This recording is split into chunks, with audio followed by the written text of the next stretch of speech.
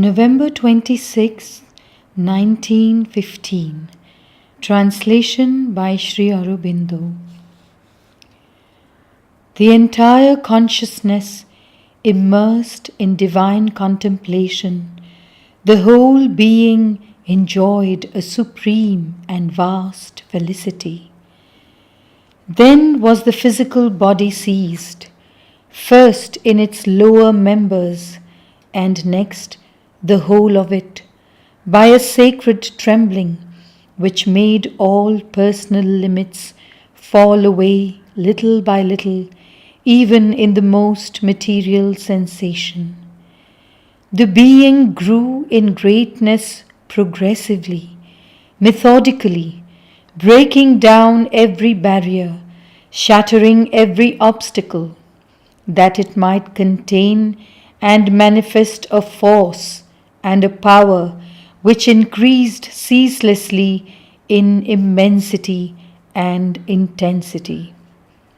It was as a progressive dilatation of the cells until there was a complete identification with the earth. The body of the awakened consciousness was the terrestrial globe moving harmoniously in ethereal space. And the consciousness knew that its global body was thus moving in the arms of the universal being, and it gave itself, it abandoned itself to it in an ecstasy of peaceful bliss. Then it felt that its body was absorbed in the body of the universe and one with it. The consciousness became the consciousness of the universe, immobile in its totality, moving infinitely in its internal complexity. The consciousness of the universe sprang towards the divine in an ardent aspiration, a perfect surrender, and it saw in the splendor of the immaculate light the radiant being standing on a many-headed serpent whose body coiled infinitely around the universe. The being, in an eternal gesture of triumph, mastered and created at one and the same time the serpent and the universe that issued from him. Erect on the serpent, he dominated it with all his victorious might, and the same gesture that crushed the hydra enveloping the universe gave it eternal birth. Then the consciousness became this being, and perceived that its form was changing once more. It was absorbed into something which was no longer a form, and yet contained all forms, something which immutable sees, the eye the witness, and what it sees is.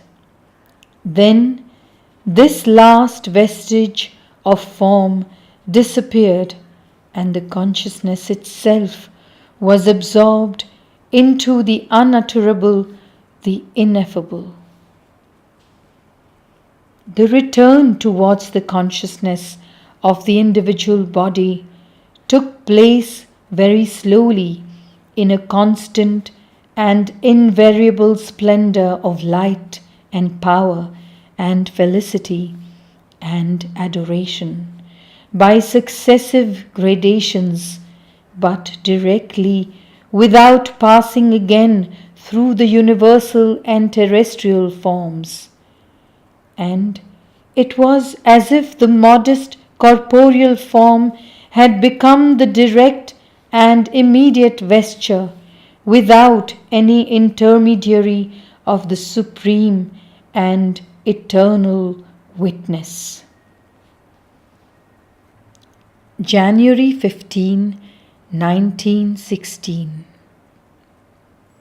O Thou, whom I may call my God, Thou, who art the personal form of the transcendent eternal, the cause, source, and reality of my individual being, Thou, who hast through the centuries and millenniums slowly and subtly kneaded this matter, so that one day it could become consciously identified with Thee and be nothing but Thee. O Thou, who hast appeared to me in all Thy divine splendor, this individual being in all its complexity offers itself to Thee in an act of supreme adoration. It aspires in its entirety to be identified with Thee, to be Thyself, eternally Thou, merged forever in Thy reality. But is it ready for that? Is Thy work fully accomplished? Is there in it no longer any shadow, ignorance, or limitation?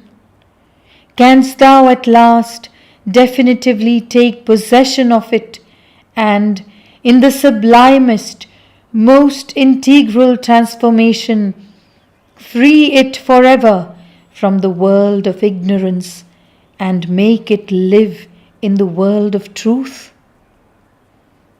Or rather, Thou art myself, divested of all error and limitation.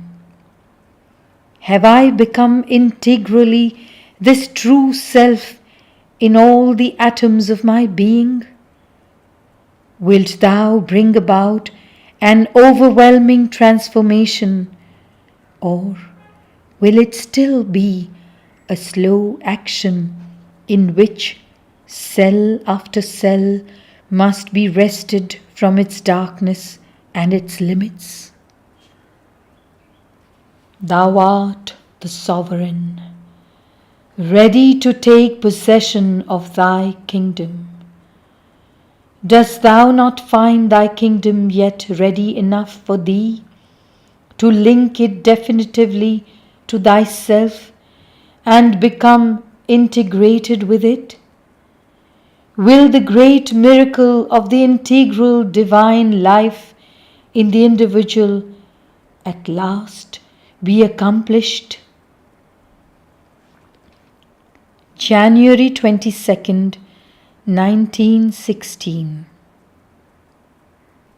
Thou hast taken entire possession of this miserable instrument, and if it is not yet perfected enough for Thee to complete its transformation, its transmutation, Thou art at work in each one of its cells to knead it and make it supple and enlighten it, and in the whole being to arrange, organize, and harmonize it. Everything is in movement. Everything is changing. Thy divine action makes itself felt as an ineffable spring of a purifying fire that circulates through all the atoms. And this flowing spring has brought into the being an ecstasy more marvelous than any it had ever felt before. Thus, to Thy action there answers the aspiration of that on which Thou workest, and the aspiration is all the more ardent because the instrument has seen itself as it really is in all its infirmity. O Lord, I implore Thee, hasten the blessed day when the divine miracle will be accomplished. Hasten the day of the realization of the divine upon earth. January 23rd, 1916. O thou, divine inhabitant of this gross form, thou seest that it is a mass of limitations. Wilt thou not break all these limitations so that it may participate in thy infinity? Thou seest that it is full of obscurities. Wilt thou not dissolve this darkness with thy resplendent light, so that it may participate in thy brightness? Thou seest it burdened with ignorant impurities. Wilt thou not consume all these impurities with thy devouring fire of love, so that the being in its integrality may now become one in all consciousness with thee? Dost thou not find that this somber and sorrowful experience of egoistic separativity has lasted long enough for the earth and humanity? Has not the hour struck in the universe for this phase of development to be replaced by another, dominated by the pure and vast consciousness of thy unity? Unceasingly, at every moment, my invocation rises to thee, and I call thee, Lord, O Lord, take possession of thy kingdom, illumine it with thy eternal presence, put an end to the cruel error in which it lives, believing itself separate from thee, while in its reality and essence it is thyself. Break down the last resistances, consume the last impurities, blast this being if need be, but let it be transfigured.